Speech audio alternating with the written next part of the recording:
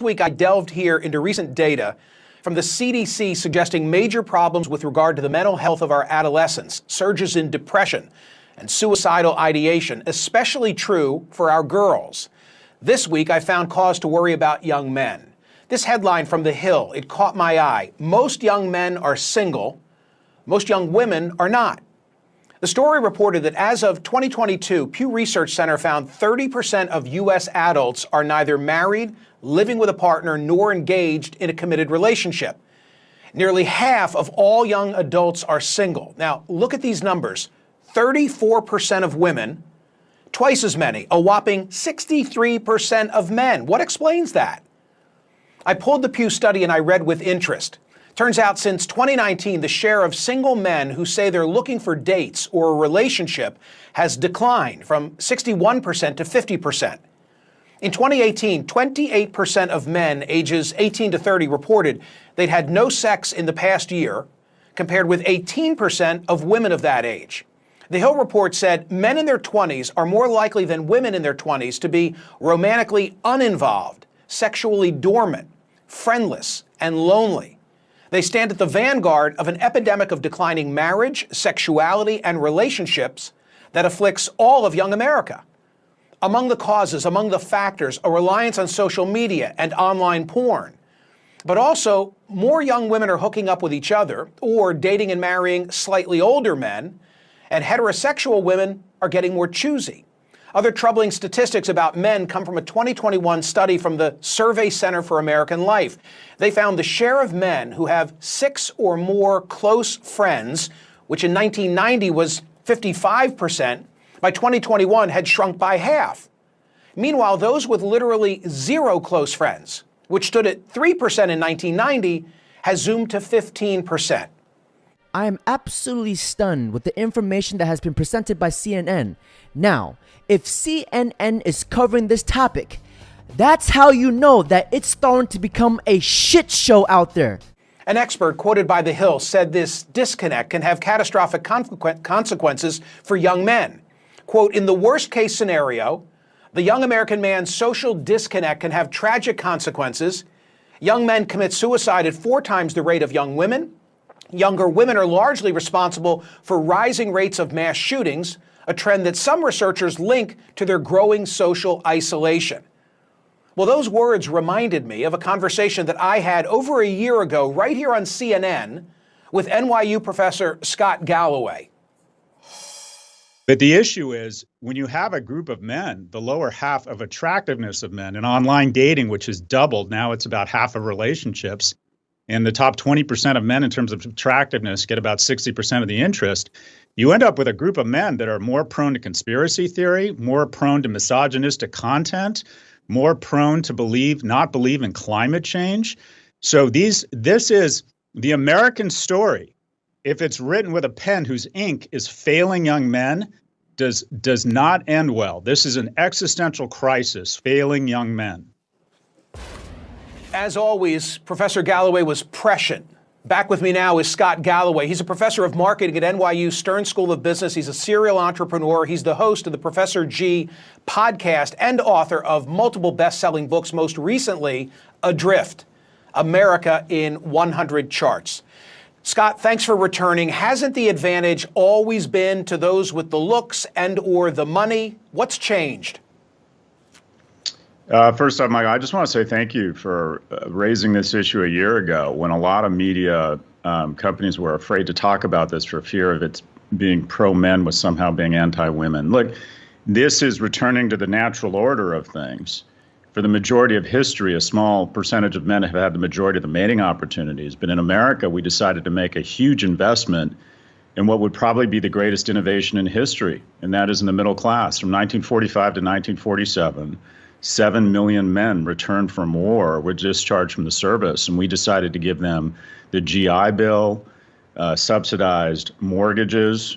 We saw education rates go from 5 to 45%. They were valued, and we had such a strong manufacturing base that you had massive marriage and household formation. And some men were seen as more economically and emotionally viable.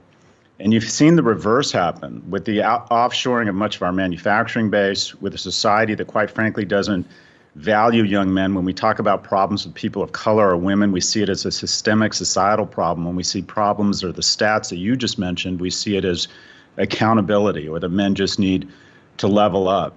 But married households and household formation are better citizens. They vote, they save at twice the rate, they're less likely to commit crimes.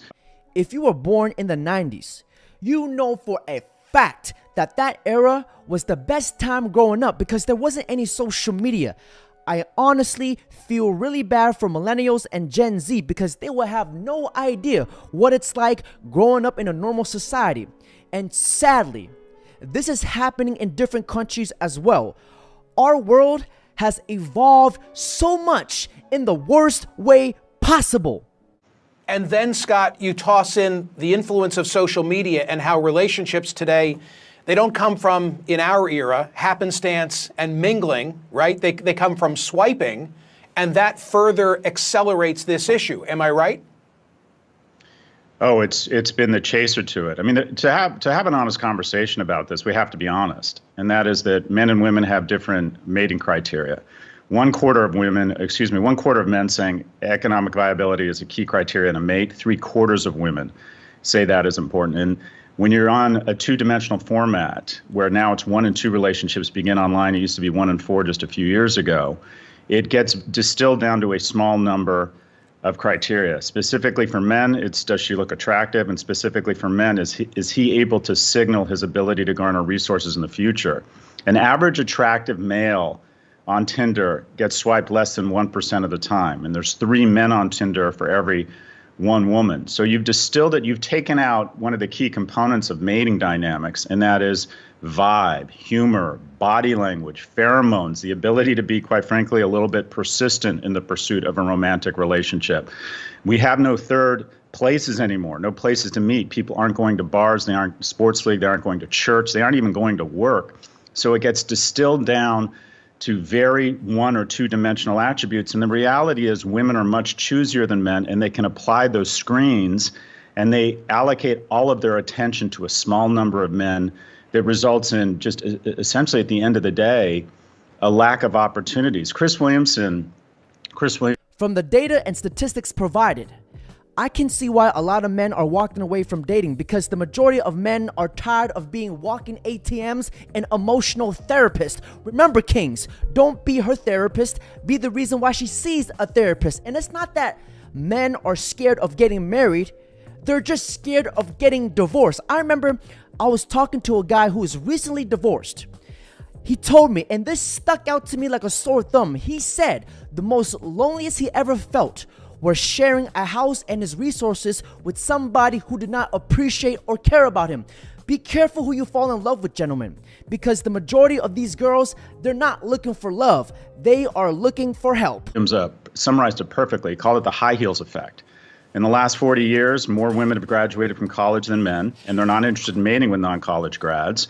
They now own more homes, single women, than single men. So what you have is women say they won't date anyone shorter than them, 50% of them. Effectively, what you have metaphorically over the last 40 years is women have been getting taller and taller, and men have been getting shorter and shorter.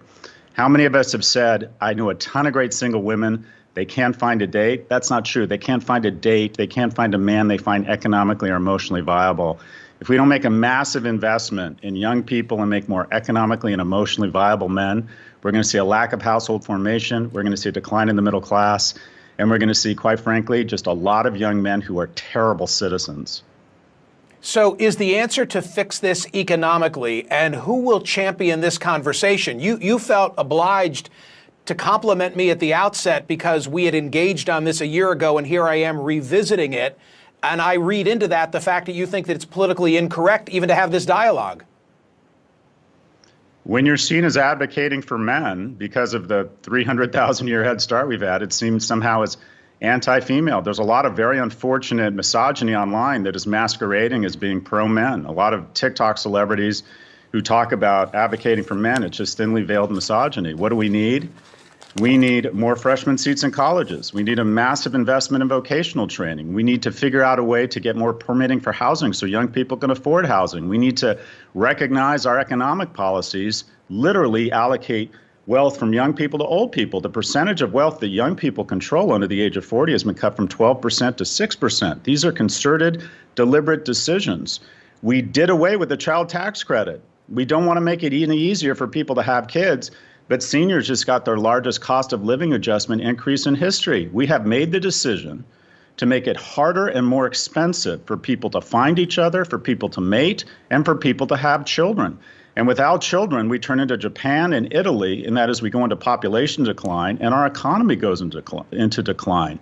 We are about to become a society by the turn of the century. There will be 8 times as many people over the age of 60 and half as many kids under the age of 5. Nursery schools will become these strange situations with old people staring through fences at these creatures they don't see in the wild called children. Is this the world we want? Do we want a lack of kids? Do we want a lack of ability to create households? The happiest, most prosperous, most purposeful people in America are middle-class families. And we have made a concerted decision to punch it in the gut and make it harder for that type of family formation. And we're going to lose prosperity and we're going to lose purpose. May 1st, we have to put down the social media. I said this before, many videos. We have to collectively put down the social media, remove it.